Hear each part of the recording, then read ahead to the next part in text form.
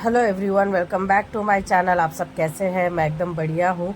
और रंगोली की फ़ोटो मैंने इसलिए पहले दी थी क्योंकि रंगोली इसलिए दी, दिवाली का टाइम है और दिवाली के टाइम पे हर कोई अपने घर की अलग स्पेशली रहती है कि वो मिठाइयाँ बनाते हैं। तो हमारे घर की सबसे बड़ी स्पेशलिटी है गूंजिया, जो हम दिवाली के टाइम पे, होली के टाइम पे बनाते ही है और सबको बहुत पसंद आती है। और मैं इस बार 2-3 सालों बाद दिवाली पे आई हूँ घर पे, तो मैंने सोचा कि मम्मी के साथ ये आज मिलके बनाया जाए और आप लोगों के साथ भी शेयर किया जाए। तो यहाँ पे सबसे पहले मैंने आप लोगों को कोपरा दिखाया था, जो सूखा नारियल बोलते हैं जिसे, तो उसे हमने ग्रेट कर लिया है। और साथ ही यहाँ पे मैंने 500 ग्राम सूजी ले लिया है और इसे भी हम अच्छे से भून लेंगे। पूरा सूजी का कच्चापन हमें दूर कर लेना है और अच्छी सी भीनी भीनी खुशबू आ जाए तब तक सेक लेना है। तो यहाँ पे सूजी 500 ग्राम लिया है, नारियल जो कोपरा है, सूखा कोपरा, वो भी 500 ग्रेट किया है। और यहाँ पे जो काजू बादाम है वो भी हम 250 करके पूरा 500 ग्राम ले लेंगे। और यहाँ पे मैंने सबसे पहले बादाम को पीस लिया था और बादाम को इसलिए बादाम को भी दरदरा पीस लिया और साथ में काजू को भी हम दरदरा पीस लेंगे और दोनों मिला के 500 ग्राम हो जाएंगे। तो ये माप आपको वैसा ही लेना है। फिर काजू पीस जाए उसके बाद यहाँ पे हम चीनी को भी 500 ग्राम पीस लेंगे और चीनी का पूरा पाउडर ही बना लेना है, कुछ छानने की ज़रूरत नहीं, बस पीस लीजिए और प्लेट में अलग से डाल के इसे रख लीजिए।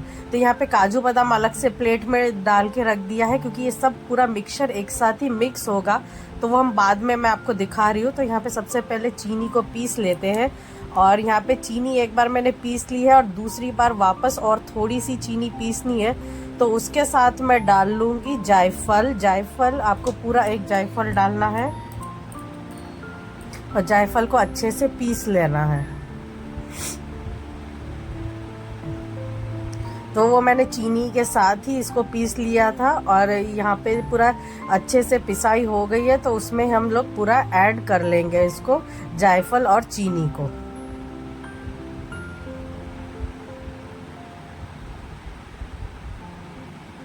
तो जब जायफल और चीनी का, तो आपको ना चीनी का कलर थोड़ा सा डिफरेंट लगेगा क्योंकि उसमें जायफल है और कुछ भी नहीं है। और उसके बाद हम इसमें फिर पीस लेंगे इलायची। तो यहाँ पे इलायची मैंने 10 से 15 इलायची ली है। तो अब इलायची को भी अच्छे से पीस लेंगे और पीस के इसके जो पाउडर है वही सिर्फ डालना है और बाकी का जो ऊपर जो रह गया है दरदरा, वो मैं ना चाय पत्ती में हमने डाल के रख दिया था क्योंकि जब चाय बनेगी तो फिर वो उसमें ऐड हो जाएगा। तो चाय में भी बहुत अच्छी सी एक खुशबू आ जाती है चाय, मैंने इलायची डालने से मसाला चाय जैसी बन जाती है। और फिर इसमें ऐड कर लेंगे केसर ऊपर से। तो केसर थोड़ा सा ज़्यादा, मैंने जैसा एक डिब्बा आता है ना, तो उसका हमने हाफ दे दिया था क्योंकि इसमें इतना ज़्यादा है इस वजह से। और फिर यहाँ पे घर का बना हुआ देसी घी ऐड कर लेंगे कढ़ाई में क्योंकि अभी हमें सब मिक्सचर इसमें मिलाना है।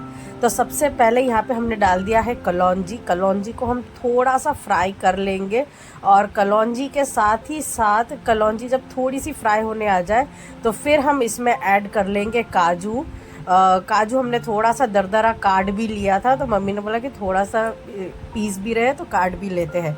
और ये है वो काजू बादाम का दरदरा हुआ पेस्ट, इसे भी हम थोड़ा अच्छे से भून लेंगे, एक एक चीज़ करके डालेंगे और फिर इसमें डालेंगे किशमिश। मैंने एक एक चीज़ अच्छे से भुन जाए और फिर वापस दूसरी चीज़ डालेंगे। किशमिश को हमें ज़्यादा भूनना नहीं है। तो ये यहाँ पे ये अच्छे से हो जाए, फिर इसके बाद हम इसमें डाल देंगे सूजी।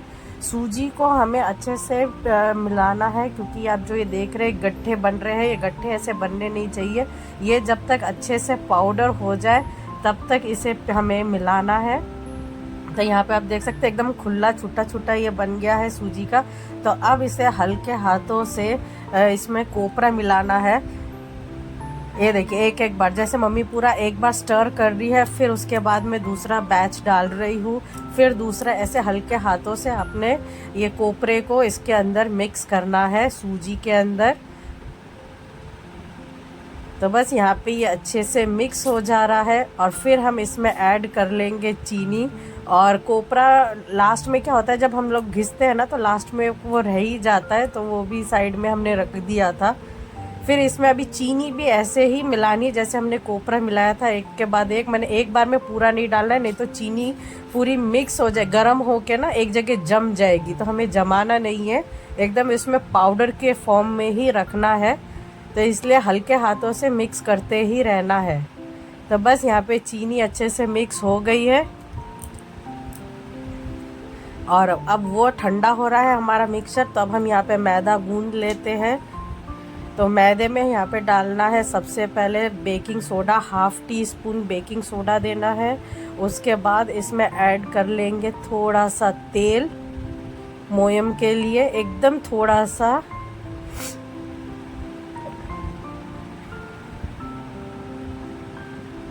फिर उसके बाद इसमें ऐड कर लेंगे थोड़ा सा नमक,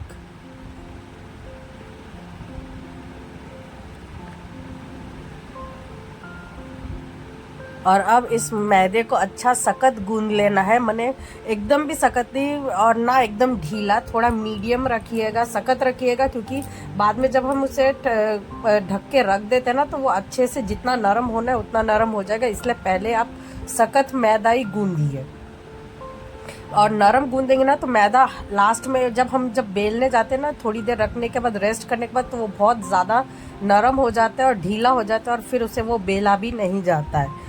तो और वो जब हम इसे फोल्ड करने जाएंगे गुंजिया की शेप में तो वो फट भी जाते हैं कभी कभी। इसलिए हमेशा सख्त मैंने ये मैदा गूंदिए, तो क्या होगा कि जब वो रेस्ट लेगा मैदा तो वो क्या उतना नरम भी नहीं होगा, और ना ही फ्राई करने के टाइम कहीं से फटेगा, या फिर उसके जब हम शेप देंगे तभी भी कहीं से फटेगा नहीं। तो बस यहाँ पे मैंने अच्छे से मैं इसे गूंद ले रही हूँ,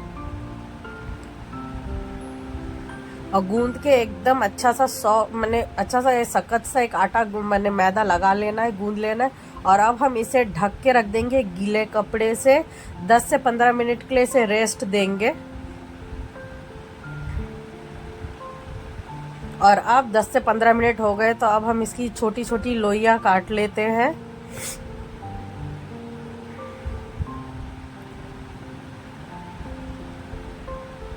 बस ऐसे इसकी छोटी छोटी लोइयां काट लेते हैं, थोड़ा सा तेल दे देते हैं कि वो चिपके ना।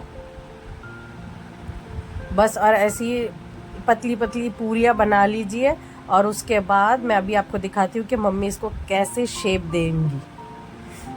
तो मैं सबसे पहले पतली पतली पूरियां बेल लेती हूँ।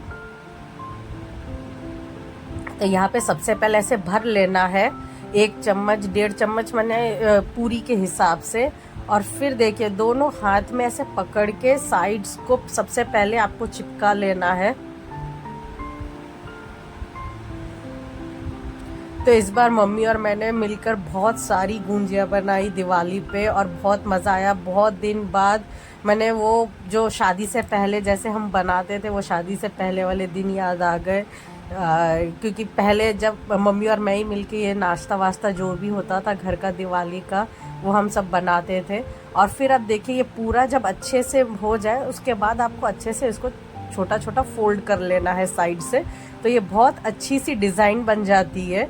तो यहाँ पे इतने सारे मैंने बिल गए हैं और अच्छे से बन गए। उसके बाद हम कर लेते हैं अब शुरुआत इसे फ्राई करने की, और एक एक आपने हल्के हाथों से इसे डालना है, और ऐसे नहीं कि आप एक साथ बहुत सारे डाल दीजिए। अगर बड़ी कढ़ाई है, जैसे मैंने ये लोहे की बड़ी कढ़ाई ली है, तो इसमें 4-5 आप डाल सकते हैं, उससे ज़्यादा मत डालिएगा, क्योंकि अगर ज़्यादा क्वांटिटी में आप डालेंगे ना तो फिर वो मैंने अच्छे से पकते नहीं इवनली। और प्लस है कि तेल ठंडा हो जाएगा और एक साथ लग जाएंगी या फट जाएंगी पलटी करने के टाइम पे, ऐसा भी हो सकता है कभी कभी। तो बस यहाँ पे हमने ये अच्छे से सेक लिया है, दोनों साइड से इसमें गोल्डन कलर आ गया है, हल्का गोल्डन कलर आ गया है, क्योंकि इसे ज़्यादा फ्राई नहीं करना है, क्योंकि ये ठंडा होने के बाद भी इसमें और थोड़ा सा कलर चढ़ेगा।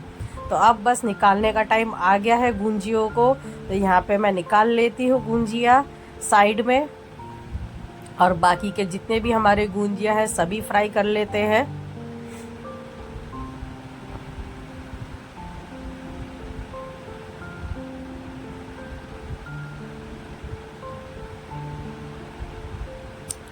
तो बस यहाँ पे गुंजिया रेडी है। आप लोगों को कैसी लगी ये दिवाली की मिठाई की रेसिपी ज़रूर बताइएगा। कमेंट करिए, इंतज़ार रहेगा आप लोगों के कमेंट का। और जिन्होंने सब्सक्राइब नहीं किया वो प्लीज़ सब्सक्राइब कर दीजिएगा। Thank you for watching my channel.